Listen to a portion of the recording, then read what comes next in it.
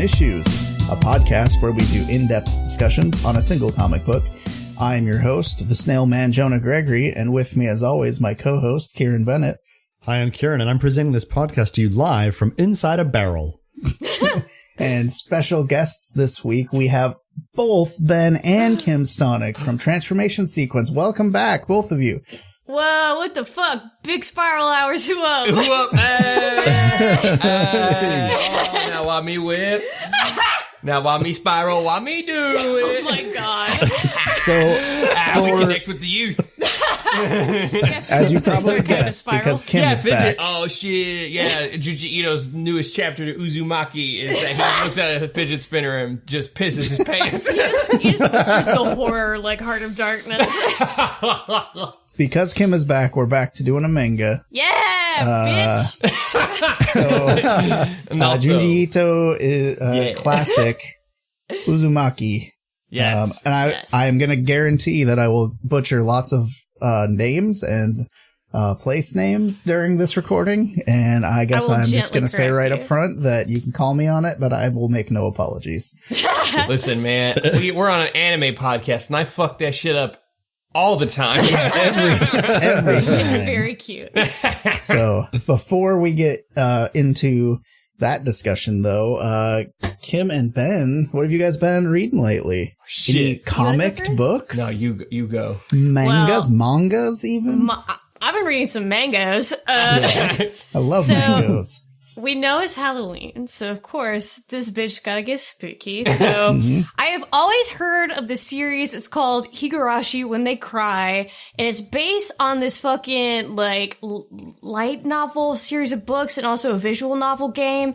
And it's set up. The manga's set up into question arcs and answer arcs, and it's all based around this spooky town in the middle of nowhere and spooky things that keep happening. And it's like a time travel thing also, kind of. It's very interesting. Spoiler alert, we're currently watching it to review on Transformation Sequence, and the anime's bad. The anime, V-bad. But the manga's good?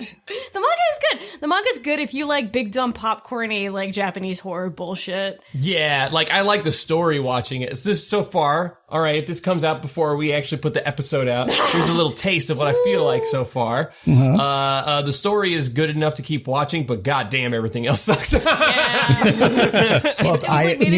You all probably know that I'm a sucker for time travel stuff, so you would probably that's where my ears perked up when you said time travel. I'd say definitely try and read it, but you have to be very specific about the order that you read it in, because all of the manga is broken up into different like volumes and different chapters of a story, and you have to read them in a certain order or else you will be very confused. That sounds like a lot of work. It is, but it's worth it. I gotta see a tiny child get stabbed to death on a crucifix. Oh. It was fucking nuts. Okay. Hey, what's up? So what's the opposite of your ears perking up, I guess? Just your butthole clenching. Placid. Ben, you been reading any more Spider-Man? Any good Spider-Man? No, but I played the Spider-Man video game. Hell That's probably yeah. the Yeah, best hell yeah, Spider-Man that story game's I've seen amazing. in Oh, yeah. a hell of a long time. But other than that, I haven't been reading too much fiction. I started reading hello, comrades. I have been reading Cure for Capitalism by Dr. Richard Wolff. Nice. So there's that. Yeah, I also read the Communist Manifesto because that's the kind of household we are. Yeah. So we're having a good time out here. I'm here in rural Tennessee. Yes, we watched those Kavanaugh hearings and went, Yeah. So that's what I've been dipping my toe into. Not too much fictional reading as of late. So Fair. there we go. Kieran, have you been reading anything? Not since the last time we recorded, unfortunately. I've read a few more, just like comics that I normally get, but I mean, there's only so many times that I can say, go read Aquaman. It's really fucking good, because, I mean, it is.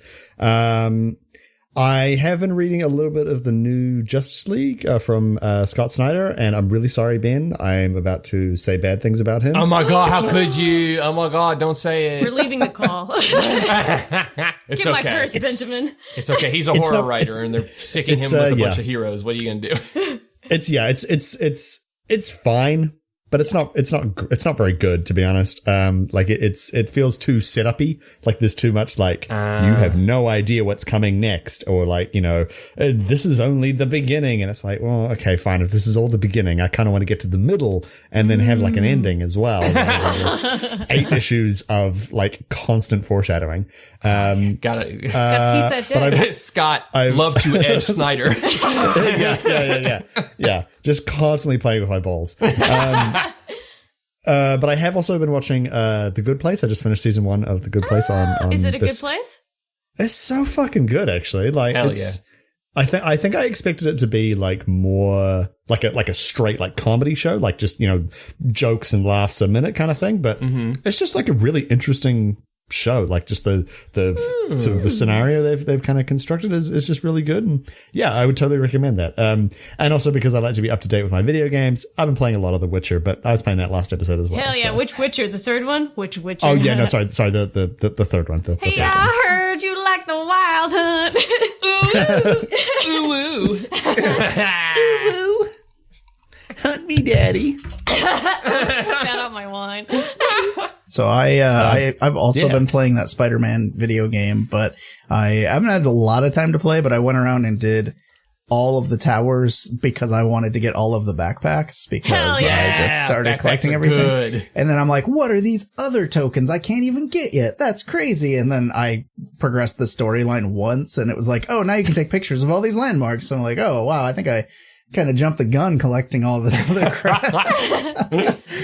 So, but that made me go, oh yeah, the Scarlet Spider. Never really read that. So I went to Comixology and was like, Clone Saga. The entire thing is one download and it's like 420 pages long. Sure, why not? So I started reading that and it is ridiculous. Because I know they did like a 6-issue like sum uppance of it, like kind of not recently. But but you're talking like the OG ass. Oh yeah. Oh boy. See, and I thought, because I never read it, but I thought it'd be like a big mystery, like, oh, who's this clone and all this, and it's like it opens with him like being formed in a cloning chamber and him being programmed to be Peter Parker and stuff, and it's just like, wow, there's literally no mystery to this. It's just like, hey, you're a clone, and I'm going to make you do all this crazy stuff, and then it immediately backfires on the villain, and then he's all angsty for a while, and then he realizes, like, I can't be angsty, I'm too nice of a dude, so he decides to be Ben Reilly and go back to the city. That's like the first story arc. So that's as far as I am right now. Do Clone Spider-Man and real Spider-Man, do they ever kiss? I can only assume that's coming up. They haven't met. They only met each other for a second, and then. Oh man. They kind was of the connection were there, gonna fight. I don't know. I'm waiting for it. I'm waiting. Little known Marvel fact: there's actually a big safe in the bottom basement of Marvel that just has the hidden issue of the Clone Saga, which is all of the clones and all of the Spider-Mans from across the multiverse just fucking in a giant spider orgy. I can't believe I love Western comics now. That's all it took. I mean, something had to get you on board. And the password to it, it's 4 digits, but it's you spell out the word Yowie in the 1, 2, 3, like on a phone. Yeah. That's how you get into it. Yeah, like an old phone. And no one can ever get in because they just keep typing boobs and laughing. Oh man. That's how they keep Stan Lee out. He keeps typing that. It's like, ha Excelsior! And then just like wanders off. I'm so shocked he's not dead. It's coming. I don't mean to, not to bring the mood down, but it'll happen soon. Man. He looks like a man who's done some hard living. Listen, it takes a lot of work to banish Jack Kirby to the Shadow Realm. But where is the lie, though? All right, you guys. So you want to get into Uzumaki? Hell yeah! Let's go down. Spiral into horror, which I don't know if that's just like a thing on the cover to be like, a catch. What do you call that? A line, a byline. Sure, tagline. That's like not actually part of the name of it. They just were trying to spice it up a little bit, I think. It's got that new fancy cover. Yeah. Yes. Hey, Kieran, do you have any fun facts for us? Or maybe Kym has some fun facts. I don't know. Oh, I didn't look anything up except that I just love Junji Ito and he's good. Okay, I didn't know if there was like any specific weird mythology around this book or something, because, you know, horror stuff has that sometimes.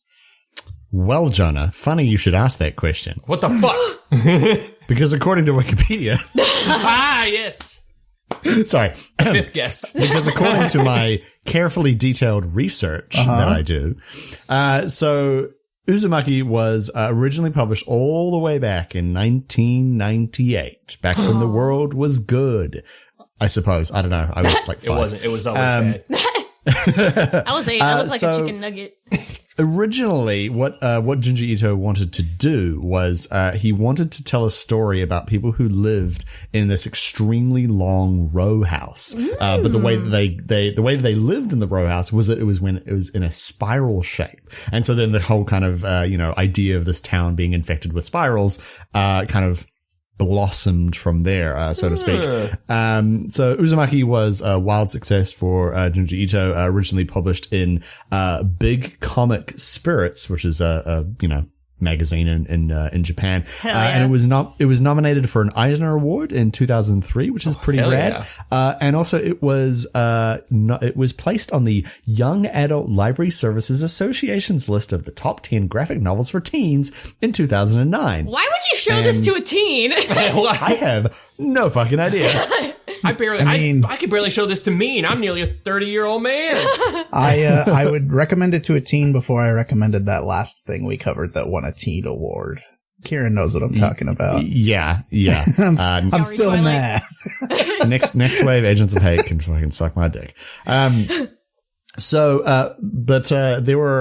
was a live action film made in 2000. Have you guys watched and reviewed it yet? Because I've watched it, but I'm not going to review it because it fucking sucks. Yeah, it sucks ass. Don't watch it. It does say that reaction was less than positive. But also there were 2 video games. Wow. Yeah, 2 video games were developed and published by Omega Mycot for the Bandai Wonder Swan, which is it's a handheld game console in Japan. Yeah, and one of them was Uzumaki Denshin Kaikihen Spiral Power Vision Strange Edition, which is a visual novel retelling the events of the manga. The second game was Uzumaki Noroi Simulation Spiral Curse Simulation, which was a simulation game where players are tasked by the Uzumaki Seinen, the Spiral Master, to spread the spiral curse. That sounds amazing. That's actually pretty awesome. I would play that game for sure. And apparently it includes a mini game involving one of the snail human hybrids. Yeah, so I don't know. Hey, if anyone's ever played that game, let me know, because that sounds wild as hell. I wonder if it's like a Tamagotchi, like a Nintendog thing where you have to like pet it and shit. Snail man. Stop poking his eyes. Oh my god. Eat him, he's delicious. Escargot. Delicious. Gotta get that meat. All right. So that's Uzumaki. Hell yeah. Awesome. I do want to say Junji Ito has a lot of horror compilations, and if you liked Uzumaki, definitely read them because they're just as weird, sometimes goofy, but sometimes absolutely terrifying. They're a lot of fun. He also has a small book called Junji Ito's Cat Diary. Yes. It's one of my favorites because he draws it on in his horror style, but it's about how much he loves his cats, him and his wife. So it's like them being like creepy and horrid, but they're really just like petting their cats. Yeah, it's so fun. I love, like, there's like little interviews in it as well where they're like, so, Mrs. Junji Ito, how do you feel about his portrayal of you in the comics? She's like, interesting. That's fair. So, this is presented in 19 chapters. Apparently there's a lost chapter too, which I did read, but I can see why it wasn't part of the main story. Oh, the one with the galaxies and shit? Yeah. Okay. Yeah. So yeah, I guess we'll get into it. So, chapter 1 is The Spiral Obsession, part 1. In which we are introduced, and now you guys are gonna have to help me with these names again, because I said Kairi in my head this entire time, thinking that this was gonna be some kind of Kingdom Hearts crossover. But it was not. So yeah. So how did you pronounce it? Kyrie. Kyrie? Yeah. Mm-hmm. Kyrie. Goshima. Yeah. She is a high school student in Kuruzu High School in a coastal town of the same name. Kurouzu. What? Kurouzu? Kurouzu? You got it. Okay, awesome. I'm not going to remember that, but thank you. She has, I try. I'm just really bad with this kind of stuff. So, no. That's why Ben and I get along so well. Yes. We bond over our horrible pronunciation of foreign names and normal. Like names I should be familiar with. I'm also bad at. So I'm an equal opportunity being terrible at pronouncing people's names person. So. Just kind of a note on the name. Kuro means black, and Uzu is like the start of Uzumaki, which means spiral. So it's kind of saying black spiral. Oh. So some of the people in this town should have maybe had a clue something weird was happening in the first place. Yeah. But yeah, so she's meeting her boyfriend, Shuichi. Got it. Hey, I got one. Got it in one. And as she's running to meet him, she's hit by a small whirlwind, which those kind of don't come back for a while, I feel like. Yeah. Like that kind of becomes a huge thing they take way a long time. later. Oh, yeah, that's so true. it seems very random at the beginning. And as she's going by, she sees Shuichi. See, I already screwed it up. His dad is staring at a wall, and she can't get his attention. And what he's staring at is this small spiral. So she's like, "Oh, that's weird," and just leaves. So she sees. She tells Shuichi that his dad was like staring at a snail shell spiral, and that he's been and he's been acting weird lately. Like that's kind of, I don't know, he's become kind of obsessed is what it slowly reveals. He's started kind of collecting things that have spiral patterns on them and stuff like that. So something weird is going on, and Shuichi like reveals that the town, like something about the town is bothering him. He really just wants to like run away with her and just kind of get the hell out of there now. Mm-hmm. And they should have, woulda, coulda. Oh my goodness. I think they should. Post the first chapter, nobody really escapes. Yeah. Shuichi rules though, because he is absolutely that conspiracy theory guy. He's the guy that like posts weird statuses on Twitter, but he turns out to be right. So it's like, Shuichi. Yeah. Might disappear. The town also has this like the town also has this like weird ass alarm that always goes off. And I don't really know what that was about. My guess it's like a leftover thing from World War II, but that's what I was wondering. Yeah, I was wondering if that was more like the Age of the Creator type of thing, like it was something he grew up with, maybe. I mean, I don't know how old the dude is, but yeah, maybe like a small rural town, like they put those up everywhere, and then once you don't need them, you don't just take it down. What if you do need it? So yeah, so they just have that alarm that goes off at the same time every day, and they continue like. He's really good at referencing back to weird stuff. I mean, the whole thing's weird, but still, like small things that have been referenced, like at the beginning, like the alarm going off is a thing that comes up often throughout the story, which I thought was kind of interesting. And the more we kind of see the madness that is going on in the town, it's like we find Shuichi's dad is like wanting more spiral stuff for his collection. So, Kyrie? You got it? Okay. Kyrie's dad is a potter. And so Shuichi's dad is like, hey, make me some amazing artwork, because he said like he's this amazing artist and he wants one with like a spiral pattern in his bowl. And that's like a big thing. And her dad is so flattered because he's just like, oh, I'm kind of like a workman potter guy. Like he doesn't think of himself as an artist, but he kind of gets a big head from that day forward. Yeah. Like, hell yeah, I am an artist. But I mean, honestly, to me, that is an art form in and of itself, but it is kind of funny that he never thought of himself that way until someone else was like, hey, that's an art form, which I was like, that's kind of cool. I mean, his dad, other than the fact that his dad's like going insane from these spirals. I mean, that was a very nice compliment. Exactly. I do think it's funny that Shuichi's dad came over to both commission that spiral artwork, but also to be like, hey, aren't potter's wheels like the most fucking dope of spirals? And Goshima's just like, oh, I guess, I don't know. What are you doing in my garage? Yeah. And then, like further delving into his madness, like, they talk about how he's been like collecting all the spiral stuff, but also like spiraling his food as he eats it. And, what are those little things that he always wants in his food? They have the little spirals on them. They're called Uzumaki, I'm pretty sure. Oh, are they? Yeah. Okay, of course they are. It all comes around. Yeah.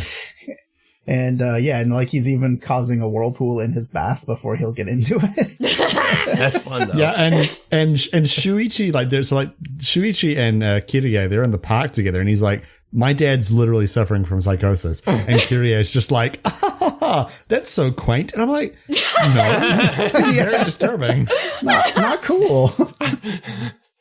It's like, just dump her ass. God, she's obviously a fucking psycho. Back at Shuichi's house, his dad is going nuts because the mom threw away all his spiral stuff because she's basically like, you're getting too obsessed with this, and obviously it's affecting his mind, so she thought maybe that would be good, and instead he starts spiraling his eyeballs. And oh, yeah. He's like, really, guess what? Guess what's stupid? I don't need that shit anymore because I can make spirals with my body. Check it. Yes. Like this kind of like really intense, like super accurate, like grotesque stuff is, I mean, it's like it's Junji Ito's like style. When people were like, oh, this is Junji Ito, you're like, oh, really, like super up close and disgusting? Yeah, that sounds about right. Yeah. What did all you guys think about Junji Ito's art style? Because it's definitely distinctive. Like most of the time horror stuff doesn't bother me too much. This, I actually had some pages were hard to actually look at as I was reading it. Because it's so intense, and just the way he does his color depth, or I mean, not even color depth. It's all black and white, but there's just so much depth to the shading and stuff in it. Yeah. It's incredibly intense. And even scenes where like people are acting somewhat normal, there's always this weird creepy edge to like how people look at each other. Like everyone's giving each other the side eye all the time, and like you always, like everyone looks like they're up to something except for the main character, God damn it. Kyrie? Like, Kyrie laser. Kyrie, because, she's the audience surrogate, like, seeing everything going crazy around her. So it's like, she seems the only one that usually has a fairly normal facial expression, whereas everyone around her, the more things fall apart in the town, the more even, like, random people walking by look like they're up to something. Yeah. What do you think, Benjamin? Oh, God. It's terrifying shit, man. I remember the first time he told me about, I'm reading Uzumaki, like, way long time ago, and I was like, oh, wait, I think I've heard that name. I think I've heard that name before. Junji Ito, let me just do a quick Google image search, and then, like, the first thing that came up was, I don't even remember. I'm sure it was just someone, like, eerily smiling and just dark shades under their eyes. Yeah. And I'm like, oh no. And then the next image is, probably someone's like esophagus exploding out with like teeth. And I'm just like, close the window and never sleep again. He has some really cool illustrations that he's done of Pokemon. Yes, and I was just thinking about those. He has one that he did of They're Haunter. Very good. That is sick. Ooh, I love okay. it. Yeah. Junji Ito, draw all Pokemon. Can you imagine if he drew a Mimikyu? Oh my god, I would shit. I would love that so much. But yeah, I of course love it. It's kind of like, it's more of a dated style compared to sort of modern day manga, but I love it. And like you're saying, Jonah, just like his depth of field that he creates with lights and shadow is fucking awesome. And the little details that he does. Oh, like yeah. when people are freaking out and their eyes go blank and there's just like gross, yucky, like shadows around them. It's so good. He's a horror master. And I just, hats off to him. Yeah. And I was also going to there's save it for later, but I will say now that this is one of the only times as an adult that reading either watching a movie or reading a comic has actually given me nightmares. Oh no! I'm so sorry. I mean, it's fine. Like, I can handle a nightmare now and then. I don't have that. It was just, it was very much like people, like, looking normal, then turning themselves into crazy, like, weird inside out monsters, and then hiding the fact that they're a crazy monster by looking normal again, and just that kind of stuff. It was very, very, like, oh, this, when I woke up, I was just like, huh. That was definitely inspired by reading this comic last night. That's right. I'm so bummed because Silent Hills, which was the Silent Hill game that was supposed to be, he was brought on board to do some of the, I think, like, artistic direction for it. Yeah. It would have been so cool. Yeah. Just like fucking wounds me. It does. It like it makes it even worse because everyone's like, oh, PT was going to be Silent Hills with Kojima and Guillermo del Toro. Wow, it's going to be extra spooky.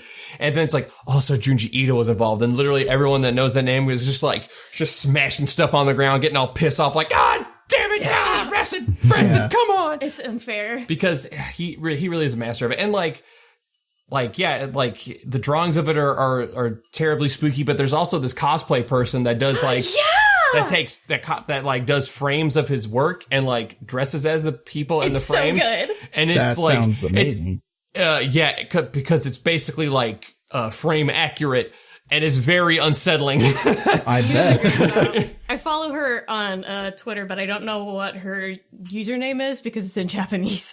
Yeah, you just got to search Junji Ito cosplayer. Yes, and then I was going to say that. I'm sure that's not hard to find. No, yeah, you'll find a right away. Search, because I don't think that's something many people could replicate. Oh, yeah. She's too scary. So we might get back to it. Well, I think we're close to done with this first chapter here, where Kyrie,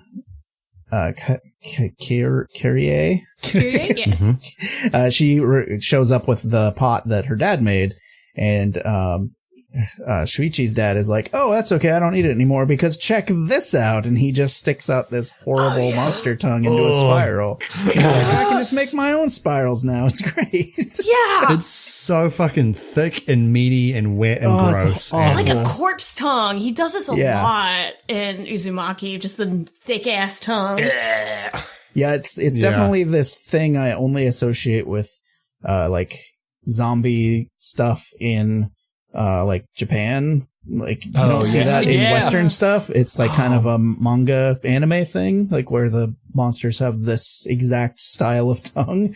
So I don't know if that's like tied to something like folklore wise, or if it's gotta be because stylized thing.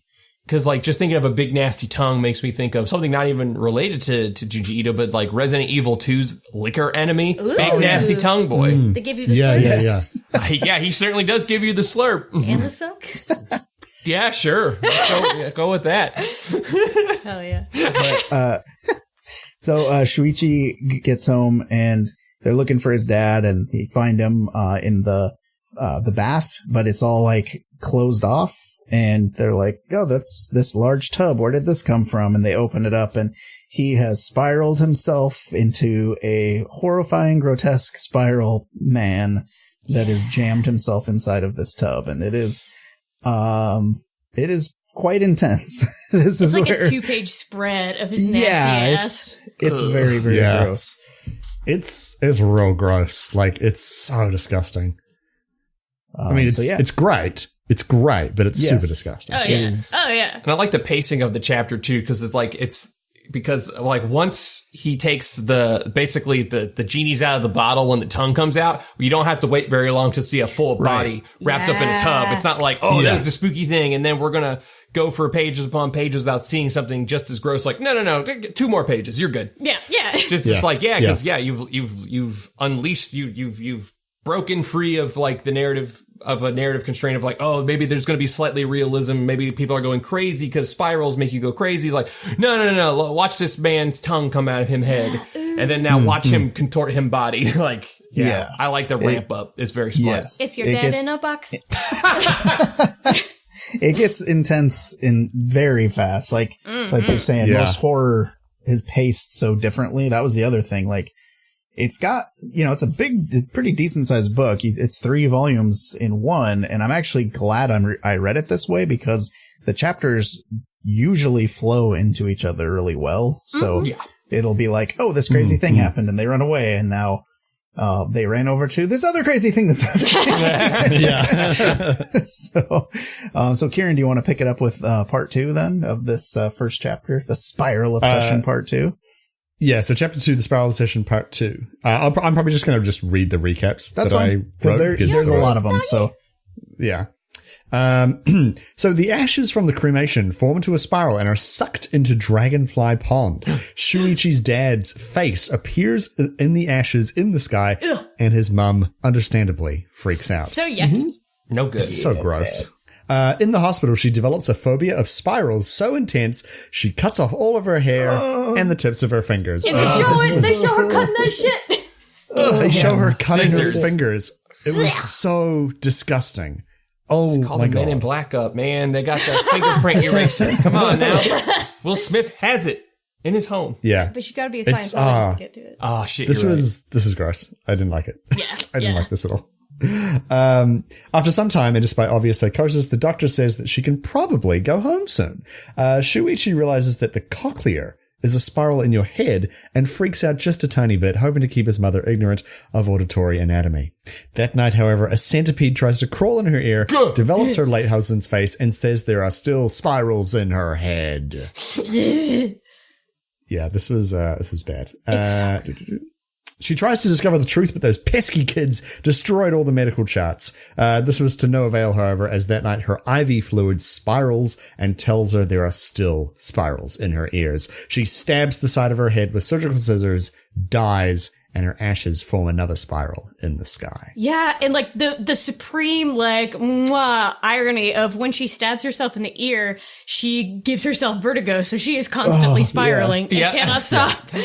Yeah, it was, oh God. It's like, it's just like the first chapter was like a bit of introduction, and then you have that escalation of he's spiraling his eyes, then he spirals his tongue, and then he spirals his whole body, and this is just like more escalation, but of essentially psychosis, where she's got this phobia of spirals, and then like she becomes, she's cutting herself, and then she becomes obsessive, and then she has these nightmares, and then finally it just culminates in her just supremely mutilating her own body. But it doesn't help. Yeah, it's so fucking yucky, especially like every time her husband shows up, whether she's hallucinating him as a centipede or he's in her IV bag, but he's like, come join me in the spiral, dear. Come join me in the spiral. If I go first, that's what I'm going to do to you. Hell yeah.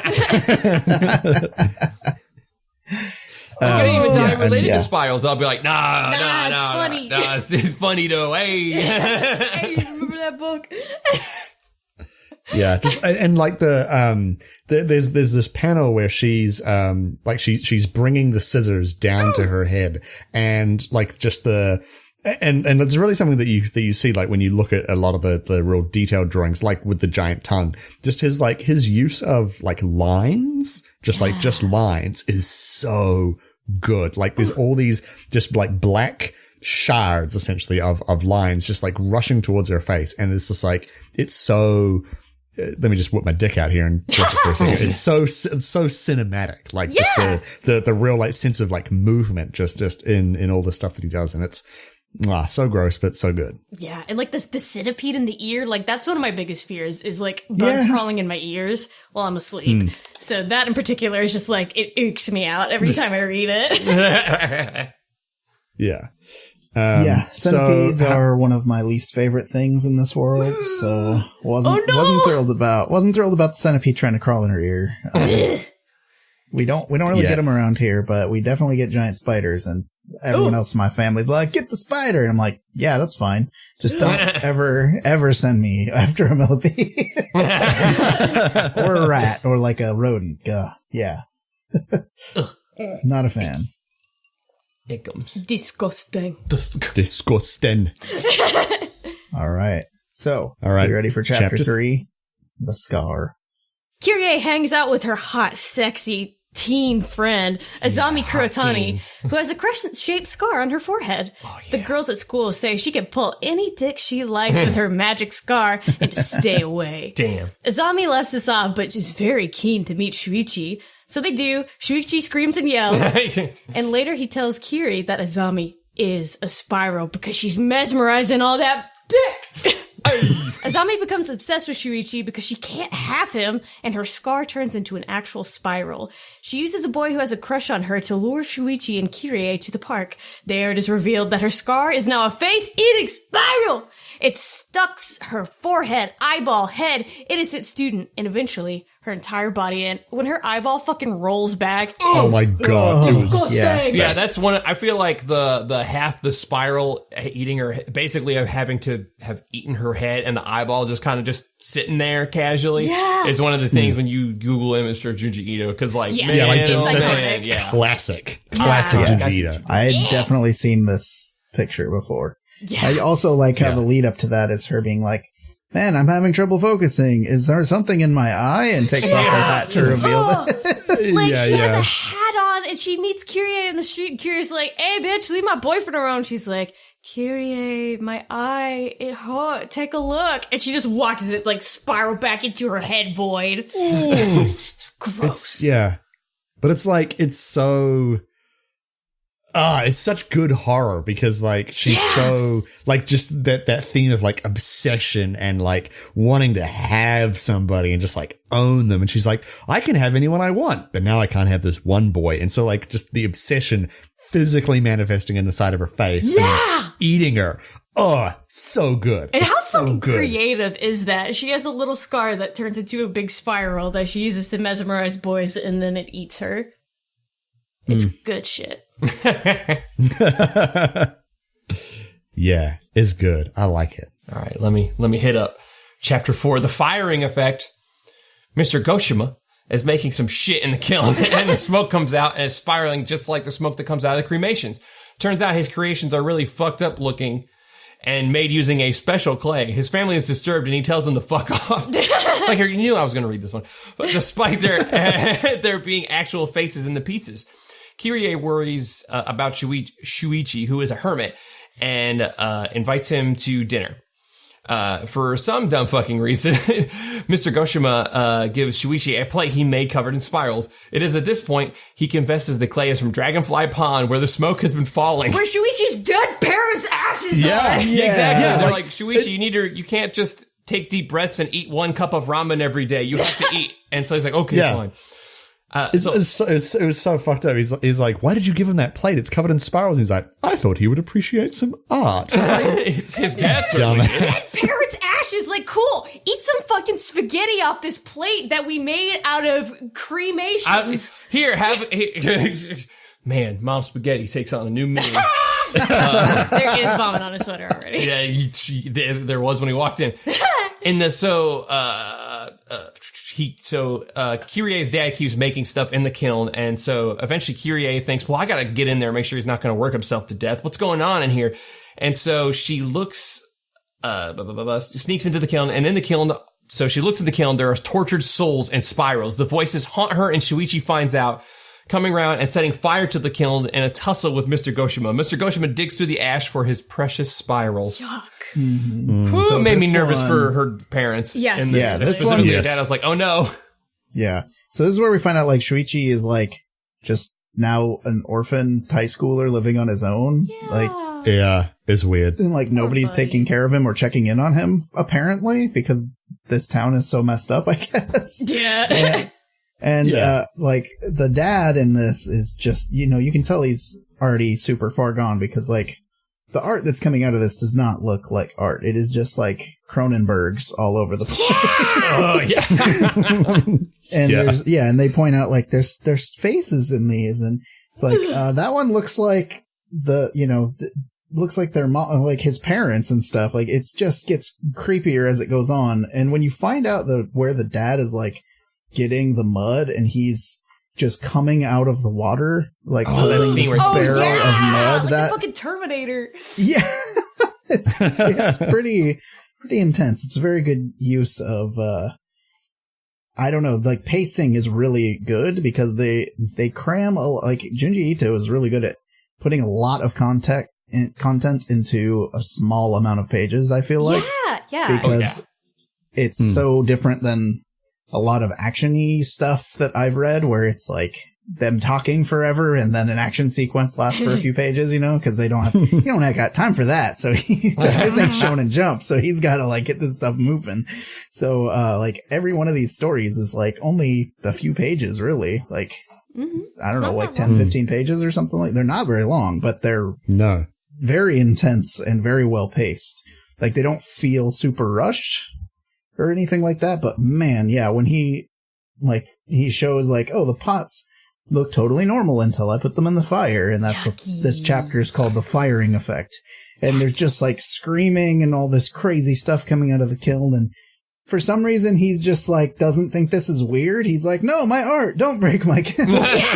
There are so many things that happen in this where it's like, hey, that's real fucked up. And everyone's like, yeah, no, it is.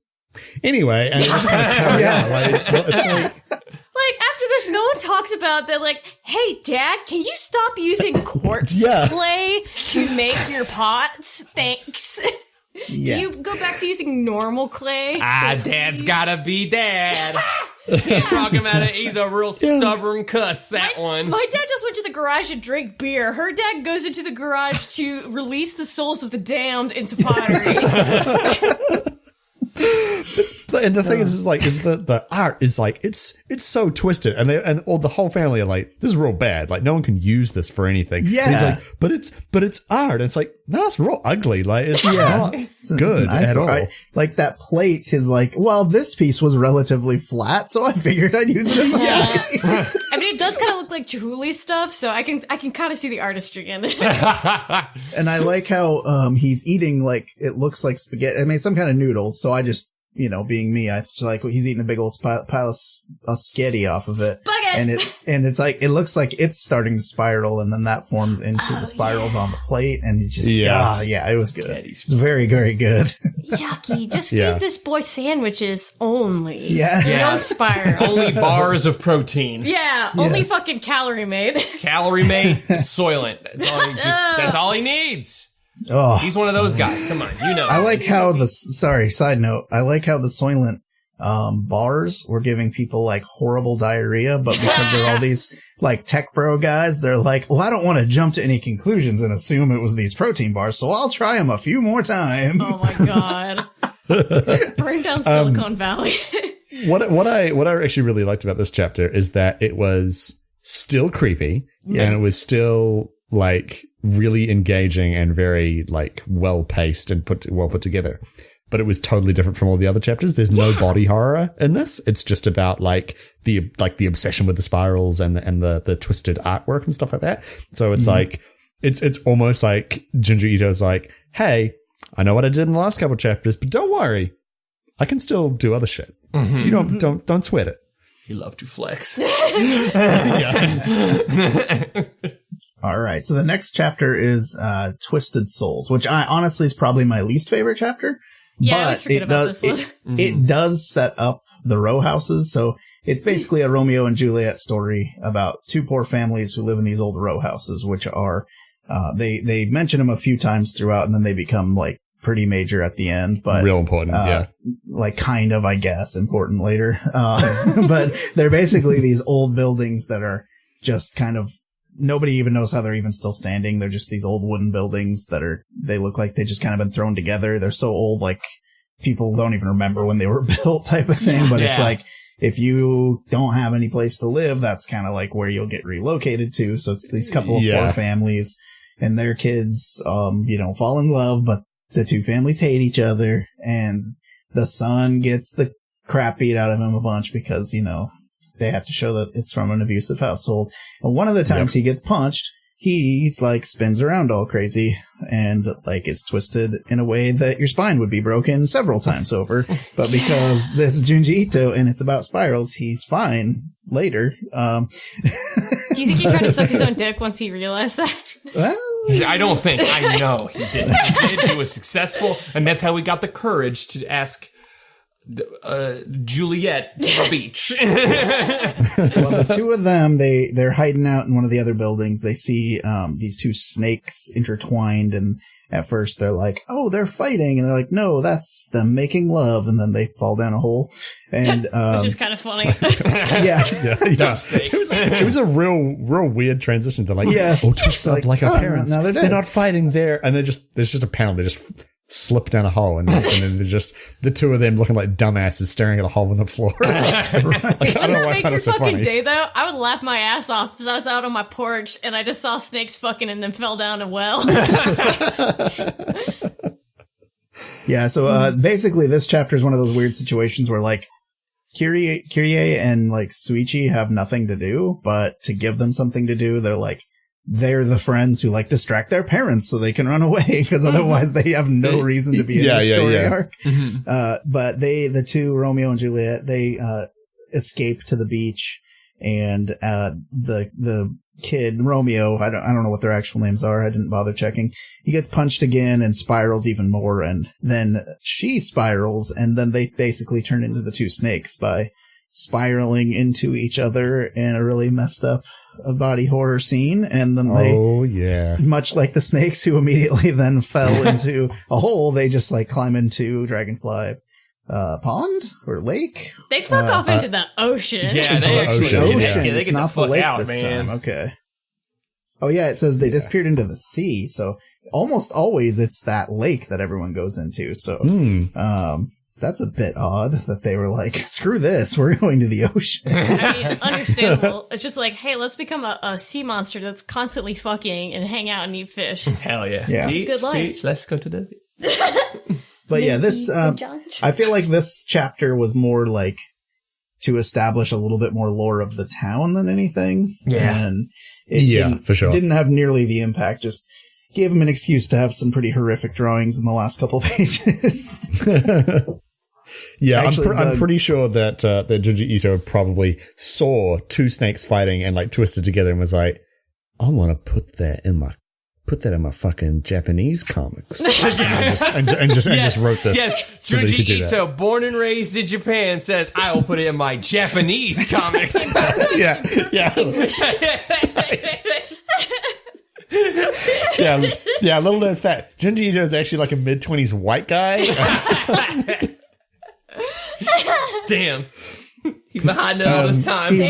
He's like from rural Canada. Nobody. Yeah. Yeah, he's just like, damn, how am I going to pull... Who got the script to Letterkenny and they twisted it around? It's not supposed to be a comedy. Those Canadian boys are supposed to, like, murder across the countryside. They're supposed to break their bodies in half. All right. Kieran, one of the ones that I thought was pretty interesting. Chapter 6, Medusa. Why don't you take this one away? A kid at Kyrie's school kills himself, and she remarks that he almost looks pleased in death. Her extremely sociopathic friend, Sakino, says it's because he was finally getting attention, and that she would love some attention also. Honestly, same. Yeah, Jesus, I've been seen. Yeah. Kyrie and Shuichi basically have a conversation, and Shuichi's like, it's the spiral. And this is a theme for Shuichi over the rest of the entire story. Over the next few days, Kyrie's hair begins to change into spirals also, becoming longer, curlier, shiner, more voluminous, and even sentient, choking a hairdresser who tries to cut it. Eventually, it begins to entrance people with the power of the spiral, and Kyrie becomes quite the center of attention, blaming the curse of the spiral. Sakino is jealous, and her jealousy manifests as also having spiral hair. Each girl's hair grows more and more, sapping the life out of them. They have an anime-ass hair battle, and Shuichi cuts a strand of Sakino's hair, saving Kyrie from being choked. Kyrie's hair then cocoons Shuichi as Sakino leaves to be more popular somewhere else. He cuts his way out of the cocoon and demolishes Kyrie's hair as Sakino drains her own life force by making her hair grow too big. Careful, Kieran. This is going to happen to you if you keep letting that hair grow. This is why Ben finally cut his hair. Everybody with my spirals. The power of mesmerism. I'm making them on camera right now. Patreon.com/IntonIssues to see this live. I will say that sometimes, for as much of a horror master as Junji Ito is, he has some goofy ass chapters sometimes, and in my mind, this is one. It's still fun. I still enjoy it, but at the same time, I'm just like, it's goofy as hell. Yeah, I actually think I might have liked it because it was a little bit of a reprieve, because it was still dark and twisted, but like in a different way that was, I found pretty interesting. Like you said, it had an anime-ass hair battle. It had him, like, it had Shuichi being able to continue his spiral obsession and being like, hey, you should probably cut your hair because it's growing. And like, he could just knows ahead of time, like, this is going to be bad. And of course it is. And, it's got some really interesting scenes in it of just the way the faces are drawn when people have completely gone off the deep end. Just, it's really affecting. When her rival is like, she's like, I won the battle, and she just looks so horrifying and but so happy at the same time. Yeah. And I also did like the consistency of Kiri had short hair like the rest of the book after this, so it's like it's like one of those, maybe it would return if she tried to continue to have her long hair. Who knows? She looks cute. I like it. I will say this proves the statement, the bigger the hair, the closer to God. The bigger the hair, you fucking die. That's right. Yeah, it sucks all the proteins from your body. So this is what was happening to Tobias in Arrested Development when he had the hair implants. If anyone knows what I'm talking about. He was being murdered by his hair. So this is basically that this is what inspired that episode, I assume. This chapter was as you say, Kym, it is pretty goofy. Like, I mean, they fight with hair, for God's sake.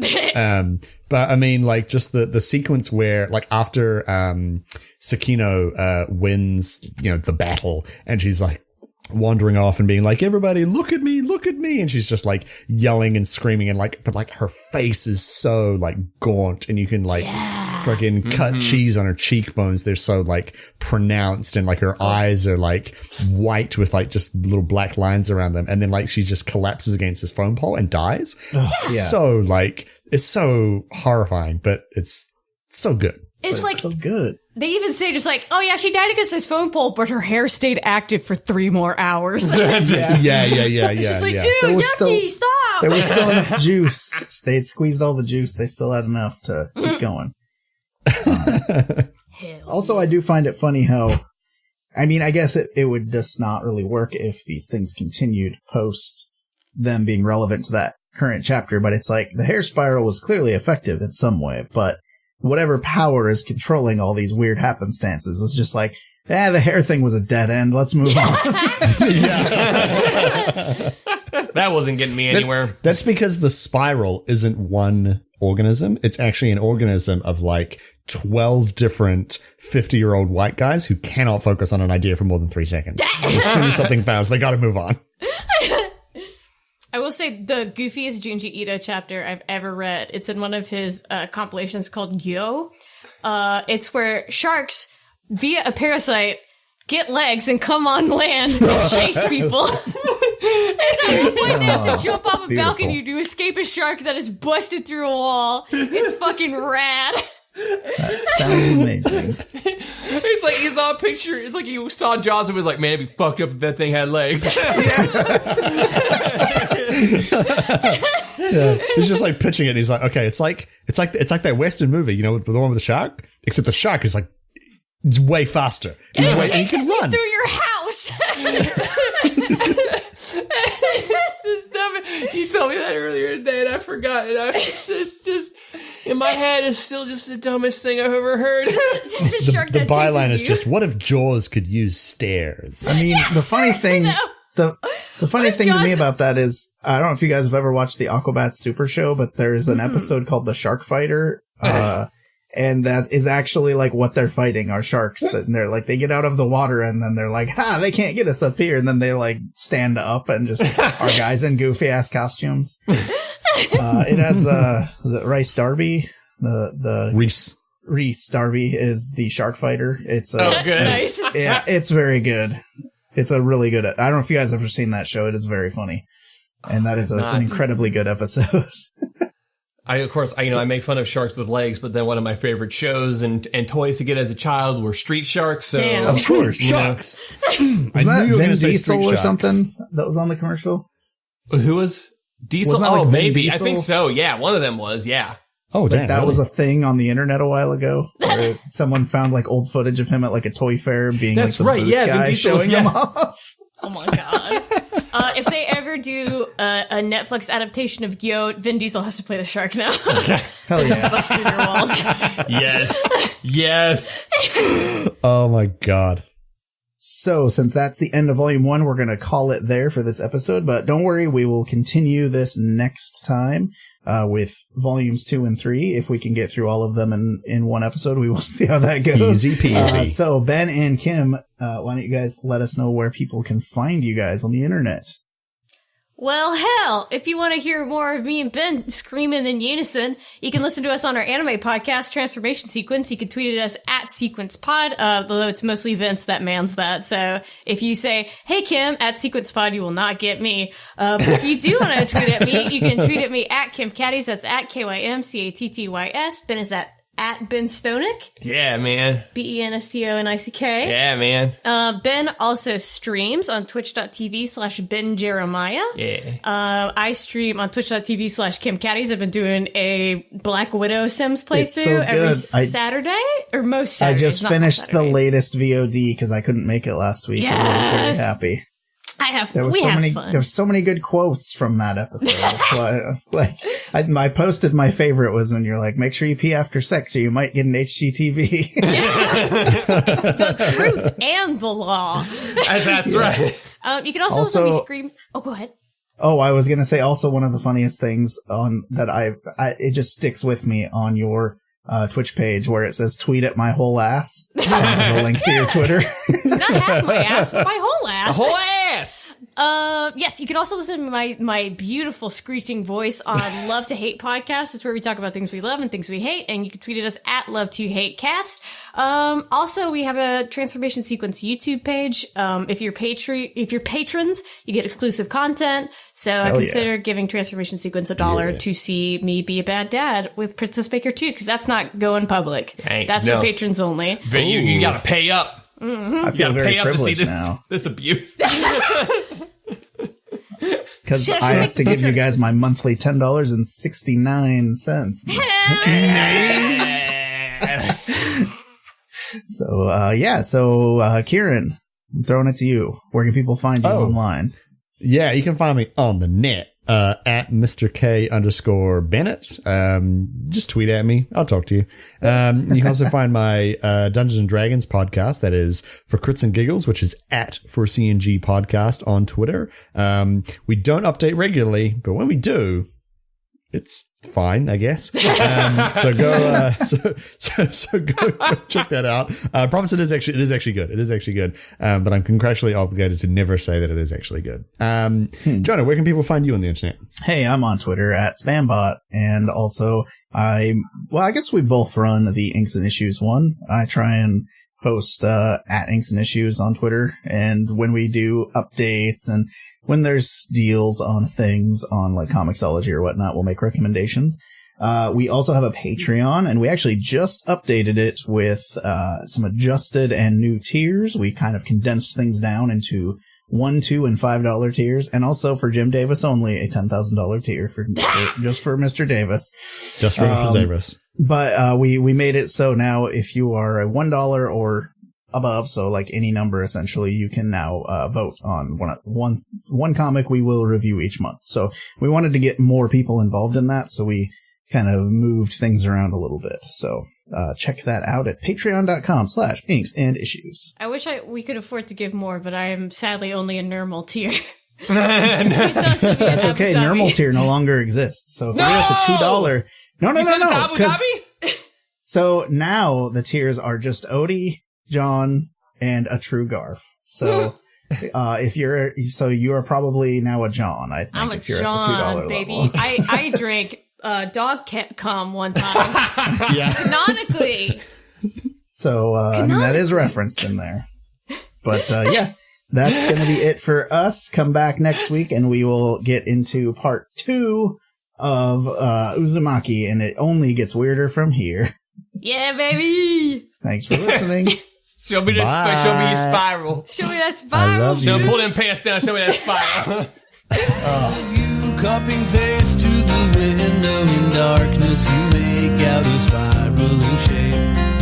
Putting all reason aside, you exchange what you got for a thing that's hypnotic and strange. The spiraling shape will make you go insane. But everyone wants to see that groove within. And nobody knows what it's really like, but everyone says it's great. And they heard it from the spiral in their eye. You were on once, like 6 months ago. You got this come on. amazing What pin. What does that say? Oh, it's not focusing. Come on. This camera's letting me down. Coffee mug. It's a little coffee mug. It says "World's Okayest Dad." Oh, no, you're best. It's also it's a Dream Daddy pin, Oh, and I also Dream got Daddy. the heart, the logo heart hell yeah. for Brittany. We're gonna add Zaddy DLC. Oh my Yeah. god. Can you imagine? So you can play it. Yeah, I'm sorry. There's not enough Zaddies in it. Well, when you make your character at the beginning, Brittany's playthrough, she just made Kieran. So Yeah, I it's think very that good, is actually. still her pinned tweet on her main. It's still her account. pin tweet. Yeah. It's very good. It's good. It's good. I like it. Is it Uzumaki? I don't know how to say Japanese Uzumaki. words. Uzumaki. Yeah, it's like Naruto's last name. Yeah. Is it? It is like Naruto's last name. As I discovered when I was Googling it, and people were like, Naruto? And I'm like, not quite. Not quite. This is alternate reality Konoha. Okay. Wow. Yeah. Konoha? I thought it was Konoha. Konoha. Konnichiwa. Konoha. Konnichiwa. So is it Kairi? Aloha. Just like, is it Kairi like Kingdom Hearts is her name? No, it's I pronounced it in my head Kiri. Yeah, Kyrie. Kyrie. Kirie. Kirie. Damn it. I was so saying Kairi the entire time in my head. It's like, this is canonically part of Kingdom Hearts because my Kairi's God. in it. Yeah. Yeah, you all remember that storyline where Donald got real pregnant and they had the baby shut back inside him? Only in my fan fictions. Yeah, geez. How'd you find my alt fanfiction account? Gosh, Reading my, my Angel Fire website. Yeah, exactly. Okay. Jesus Christ. Should we do All right. an intro? Yep. Let's do it. I will do that. Sorry, I have to keep bless muting and unmuting. My children keep bursting in, so They have a lot like, of opinions about Spider-Man for this kissing. controller. Where's my DS? I don't know. They might be dead. I'll be right back. How about that? Yeah. You guys, talk amongst yourselves. He's so little. Listen, this When we last recorded with Tim and we were doing a couple episodes about Thor, Cora kept wandering in and asking Jonah where the DS was, but she did it like 6 times. She was like, Dad, I looked in the lounge and I can't find the DS. Like 10 minutes later, Dad, I looked in the bathroom. I can't find the DS. Can you come help me look for it? And Tim was like, Jonah, just buy your children more DSs. put one in every room in the house. They'll never get lost. Exactly. Get them cloud saves. Exactly. Come on. Oh now. my God. He's got to get with the times. Do you want to reveal your cheeky secret to Kieran? What that I just did just now? Yeah. So I was wearing sweatpants and it's hot right now, but I turned the fan on, the air on, but it was too hot, so I took my pants off while we were talking just now.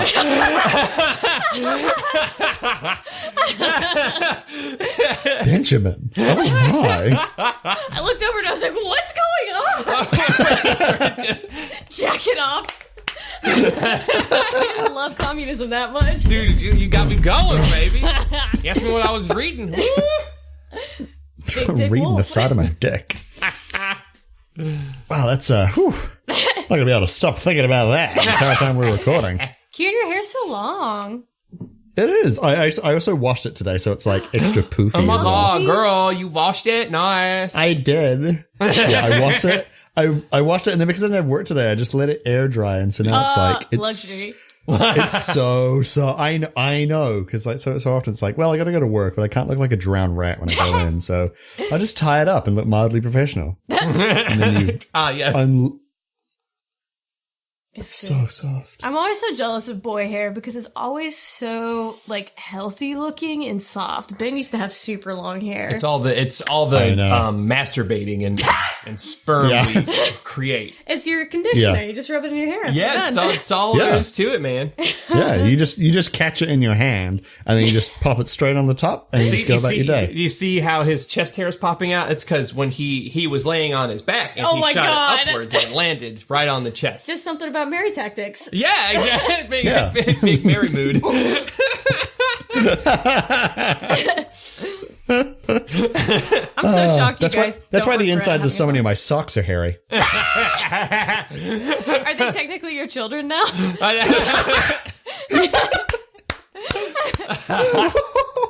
we're talking about jerking off and how it's good for the I hair. noticed. Yeah. Why do you allow us on your podcast? I don't know. I like you guys. Gotta get them mad downloads because Kym is the master of us getting downloads. Kym is still whipping the shit out of Clint McElroy. I can't believe that. That's so amuses funny. me so much. I can't fucking. You need to at him. Just be like, guess what, motherfucker? No one cares about what you think about comic books. People want to know what I have to say. Yeah, everybody loves the fucking Naruto. Who gives a shit about what you shit, you old man. Go to hell, boomer. It's your specific fault. We're in this mess. Yeah. How dare you, Clinton? Report to the office. The communist office. Please don't yell at my dad online. Yes. He's never gonna take Karen out for ice cream if we keep talking shit. So we would never assault him online. No, because people will get too mad and say mean things at us. People would dig up our dark history. He's like super nice, so there's that. That's not ever stopped us. I'll come at anybody. Give me half a reason. Give me a half-baked reason. I'll just start yelling at him.